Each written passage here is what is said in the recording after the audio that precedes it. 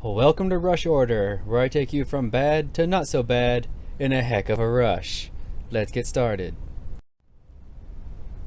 Hello everyone, Bacon here, and today on Rush Order we're going to be talking about Arthas. I'm going to teach you the basics of playing Arthas, show you some builds I use, and I'll end up giving you some pro tips at the end. So, to go over his abilities, his Q is a ranged poke or a self-heal depending on the target. You'll mostly use this to keep yourself alive in team fights, and it's shown as a very fast green line in your video here. His W is an AoE root and damage at an area after a short delay. His E is an AoE damage and slow ability around him that will drain his mana until it is cancelled or he runs out of mana. Arthas' trait empowers his next basic attack to do more damage and restore mana. When I am playing Arthas, there are two builds that I really like to use. One is a bruiser build, and the other is a tank build. I do prefer to play the bruiser build though, but that's just my preference. The bruiser build focuses on damage output with some survivability, while the tank build looks for all the toughness it can possibly get. There is some flexibility here, and I always encourage people to try their own thing. This is just what I use, and I do pretty well with it. The heroic abilities I do think are interchangeable depending on what your team needs and how you're being treated in team fights. Like if you're taking a lot of damage in the bruiser build, you should still go for Army of the Dead because you are still the warrior, but these are my usual picks for each build. So here are my pro tips for playing Arthas. In the early game, Arthas is really good at roaming between lanes to secure kills.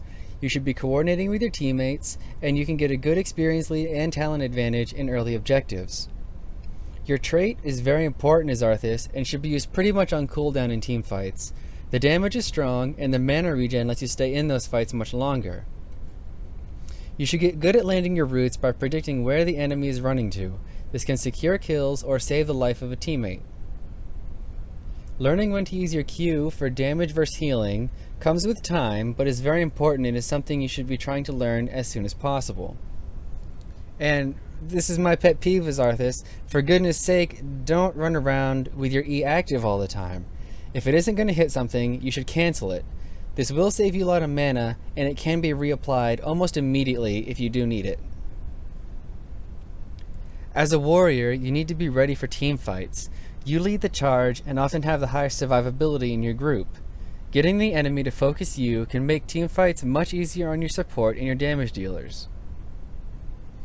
Arthas has some really good ways to control his enemies with his W and his E, and body blocking can work with this to keep enemies in team fights longer to secure more kills. Just make sure you aren't getting overextended.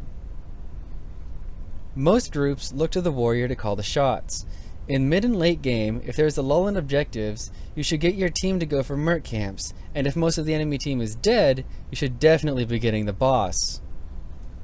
As an extension of the last tip, you need to know what the map is going to be doing, so you can coordinate with your team to be ready for whatever is happening next. Again, call the shots, group up for tribute, turn in coins, attack the terror, etc.